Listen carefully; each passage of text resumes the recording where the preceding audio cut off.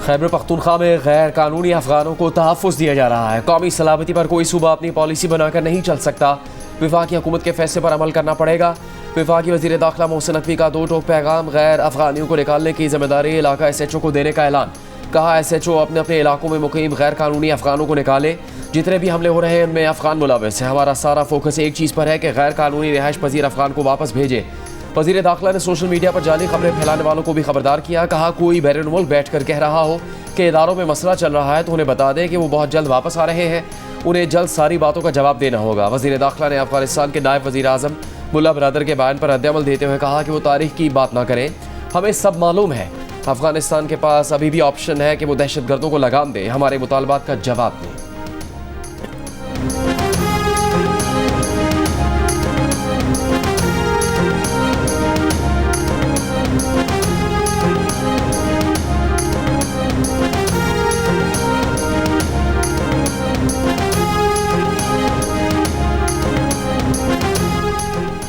पंजाब के शहर तलागंग से अफगान दहशतगर्द कासिम उर्फ हसन गिरफ्तार। सिक्योरिटी हुकाम की जानिब से जारी की गई वीडियो में गिरफ्तार दहशतगर्द ने कहा कि वो साल पहले अफगानिस्तान से लकी मरवत पाकिस्तान में आया। सरदरगाह में 2025 में तालिबान कमांडर अरमानी के साथ मुलाकात हुई। तालिबान कमांडर अरमानी ने उसे जिहाद की दावत दी। कमांडर ने फौजी किला पर फिदाई करने की गरज से रेकी कराई, लेकिन मुनासिब मौका न मिलने पर वो हमला न कर सका। गिरफ्तार दहशतगर्द ने कहा कि वो सितंबर में पंजाब चला गया, जिसका मकसद लड़के तलाश करना और तंजीम में शामिल करना था।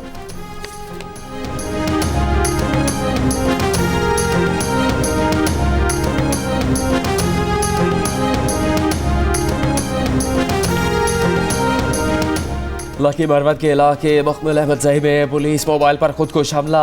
एक पुलिस एहलकार शहीद, 6 जख्मी। पुलिस के मुताबिक दोनों हमलावर सड़क किनारे खड़े थे। पुलिस मोबाइल करीब आने पर एक ने खुद को धमाके से उड़ा लिया। हमलावर 2 थे, एक फरार हो गया जिसकी तलाश जारी है। धमाके के बाद इलाके में सर्च ऑपरेशन जारी।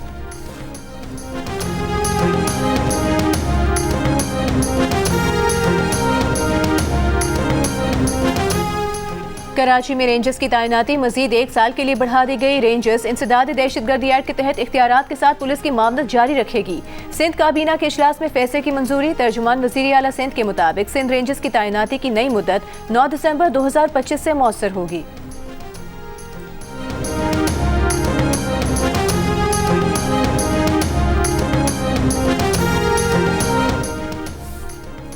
कराची में नीपा चरंगी के करीब मैनहोल में गिरने वाले 3 साला बच्चे की लाश 14 घंटे बाद मिल गई।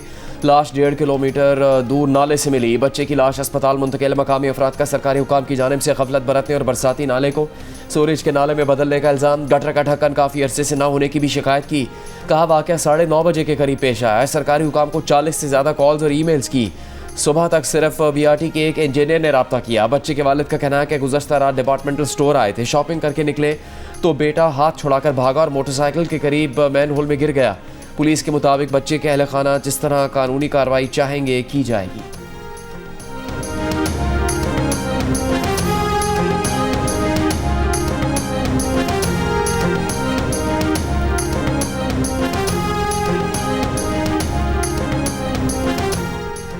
सियासत आने जाने वाली चीज़ है। इंसानी जान ज़्यादा कीमती है। जिसने गफलत बरती उसके खिलाफ कार्रवाई होनी चाहिए। सीनियर सूबाई वज़ीर शर्जील मेमन का सिंध असम्बली से खिताब। कहा यह वाक़या मुजरिमाना गफलत है। अफसरान को अपने दफातर से निकल कर चेक करना चाहिए कि कहाँ क्या कमी है। वाक़े के जिम्मेदार का तयन ज़रूर होगा। अफसोसनाक वाक़े पर हर आंख अश्कबार है। 3 साल के इब्राहिम के अहले खाना के गम में शरीक हैं।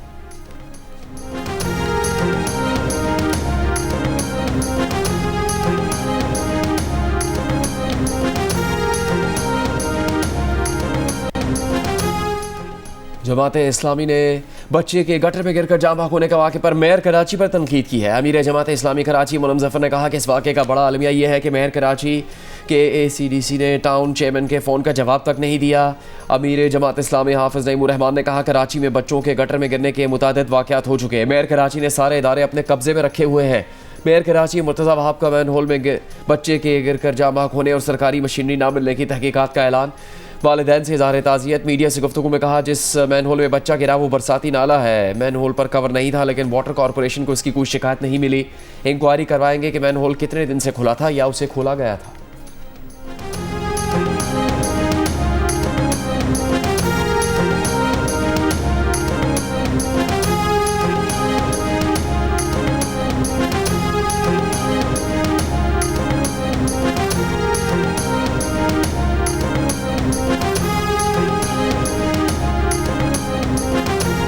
इंसदाद दहशतगर्दी अदालत रावलपिंडी का शौकत खानम अस्पताल और नमल यूनिवर्सिटी के अकाउंट्स बहाल करने का हुक्म। अलीमा खान के खिलाफ 26 नवंबर के एहतजाज पर दर्ज मुकदमे की समाअत के दौरान प्रोसिक्यूटर ने कहा अस्पताल के अकाउंट्स मुंजमद करने की कोई तहरीरी दरखास्त दायर नहीं की गई थी। अलीमा खान के ज़ाती बैंक अकाउंट फ्रीज करने के लिए उनका शनाख्ती कार्ड नंबर स्टेट बैंक को अरसाल किया गया था, जिसके बाद स्टेट बैंक ने उनके शनाख्ती कार्ड पर दर्ज सारे अकाउंट्स बंद कर दिए। प्रोसिक्यूशन को शौकत खानम और नमल यूनिवर्सिटी के अकाउंट डी फ्रीज करने पर कोई एतराज नहीं।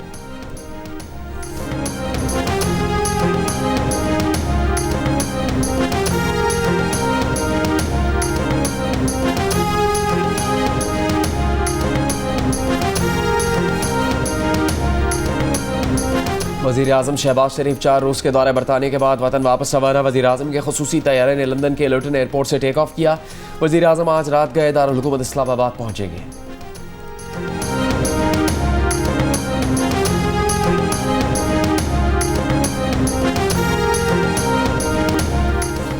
मुसाफिरों को ऑफलोड किए जाने की खबरें बेबुनियाद हैं। अवाम बेबुनियाद खबरों और प्रोपेगेंडा से परेशान ना हों। डायरेक्टर FIA लाहौर की प्रेस कॉन्फ्रेंस। कहा कि जिनकी दस्तावेज़ात जाली थी उनको रोका गया। अक्सर मुसाफिरों को यूरोप ले जाने का झांसा दिया जाता है। मुख्तलिफ लोग बैरून मुल्क जाकर भीख मांगने लग जाते हैं।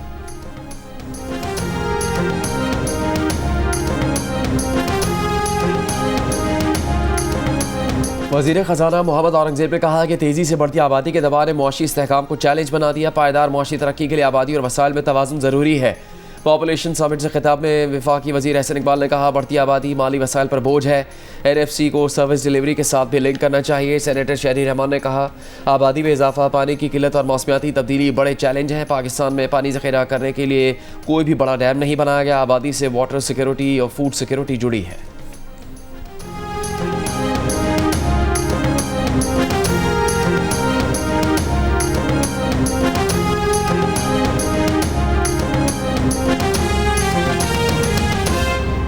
बहुत शुक्रिया जनाब स्पीकर। मैं खैर मकदम करता हूँ बैरिस्टर गौर साहब ने जो बात की और उन्होंने बड़े तहम्मुल और बुर्दबारी से इस बात का इजहार किया कि पार्लिमान की जो इज़्ज़त, तकरीम, हुर्मत है वो हम सब को अज़ीज़ है।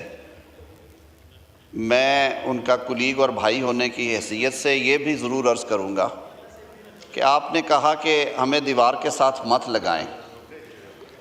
देखें, वज़ीर-ए-आज़म ने हल्फ लेने के बाद जो पहली बात की, जब 2022 में एक आइनी तरीके से तहरीक अदम एतमाद कामयाब होने के बाद वो यहाँ पे खड़े हुए, तारीख़ बता रही है और तारीख़ बताती रहेगी कि आप लोगों का फ़ैसला गलत था, असम्बली छोड़ के जाने का, आपने उसकी कीमत अदा की। कुछ बातें हैं जो हमें करनी चाहिए, तारीख़ के झरोकों से हमें सबक हासिल होते हैं। आप अगर पॉलिटिकल डिसीजन लेते, ऐवान के अंदर रहते, तो मामलात शायद उस हद तक ना जाते। आपने स्पेस खुद छोड़ी। आपने पाकिस्तान के अवाम का खैर अंदेश बनने की बजाय, खैर ख्वाह बनने की बजाय, आपने अपनी हुकूमत को, इक़्तिदार को तरजीह दी और आपने उसको अना का मसला बना के कहा कि हम नहीं खेलते, जाएं। सियासत ये नहीं है। सियासत और फिस्तायत में एक ही फ़र्क है कि सियासत में आप दलील से, डायलॉग से कायल करते हैं, फस्तायत में कहते हैं कि ताकत से करेंगे, बज़ोरे बाजू करेंगे, डंडा से करेंगे। नहीं चलेगा।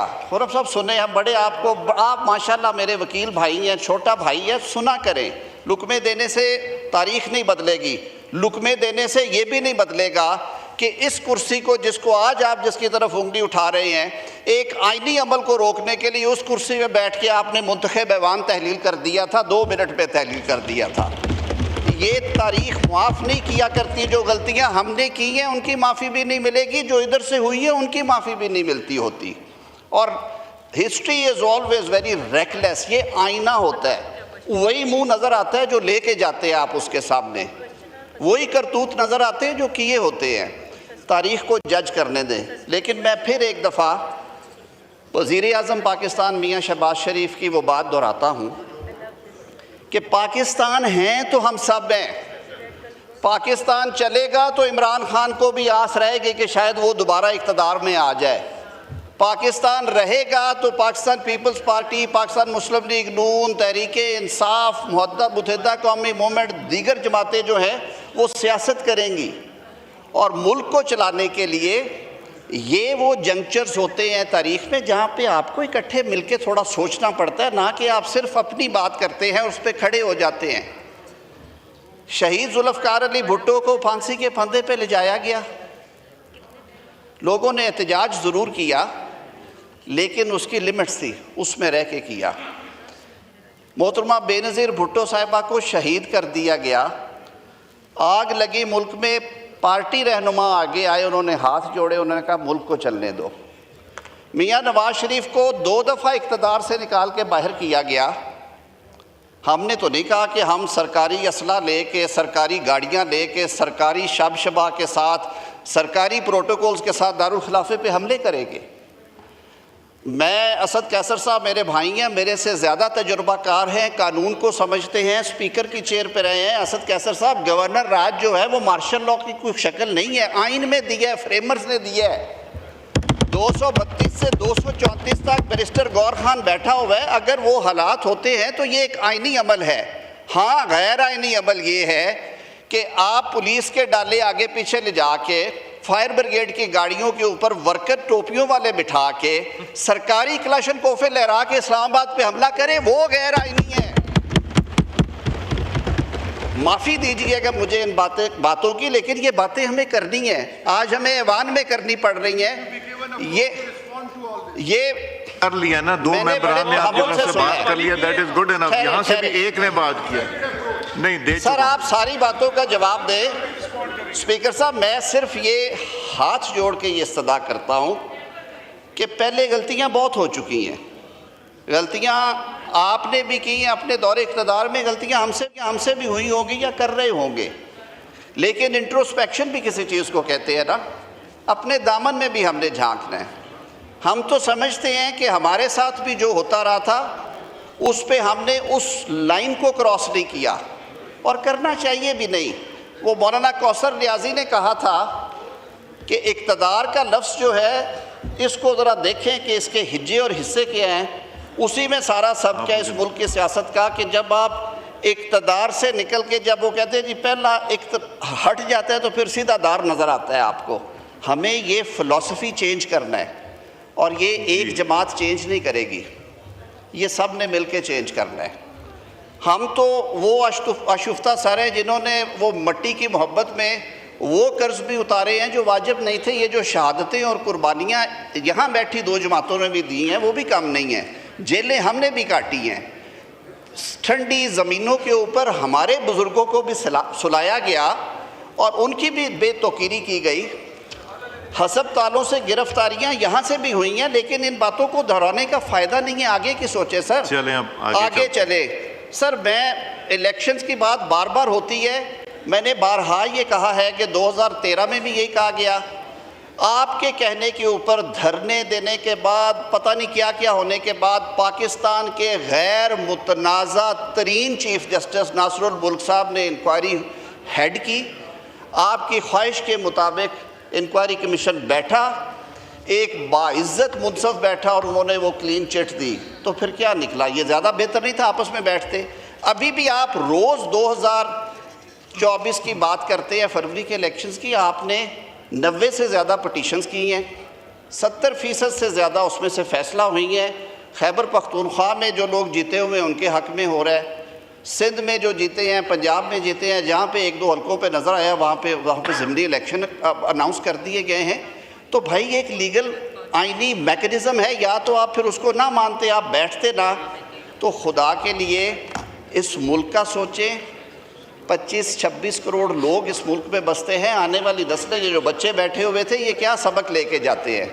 स्पीकर साहब, तो आप कोई ऐसी बात करें जिसमें कि आप लोग बैठ के आपस में बात करें कि हमें सलूशन क्या है। मैं सर फिर दोहरा रहा हूँ कि वज़ीर आज़म पाकिस्तान मियाँ शहबाज शरीफ साहब ने एक दफ़ा नहीं बारहा कहा है, हमारे पीपल्स पार्टी के दोस्त भी यही बात करते हैं कि सियासत का एक उसलूब है, और उसलूब ये है कि आपने मिल बैठ के मामला हल करने हैं, तय करने हैं। जो मैंने अर्ज़ की है, चढ़ाइयाँ करने से, जुलूस लेके आने से, धमकियाँ देने से ऐवान फतह नहीं होते सर।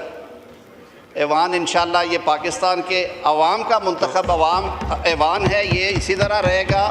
हम सर हाज़िर हैं, आप जब बुलाएंगे हम आएंगे, आपकी जो हदायत होगी उस पर अमल होगा। ये हुकूमत की कमेटी। अब आप लोग ज़रा बैठ जाइए, आज ही बैठ जाइए, ज़रा इनसे बात कीजिए ताकि असद साहब आपने भी बात की, गौहर साहब ने भी बात की, नूर आलम साहब ने भी बात की, आज़म साहब और रफ़ीउल्लाह साहब ने, मेरा ख्याल है गुफ्तगू बहुत हो गई है और हर एक ने एंड में बात एक ही की है कि जी बैठें, बैठ के बात करें, मुल्क के मसाइल हल के। अब हम क्वेश्चन आर पे आ जाते हैं जी। शाहिदा रहमानी साहिबा, नहीं बस हो गया, प्लीज़, नहीं हो गया।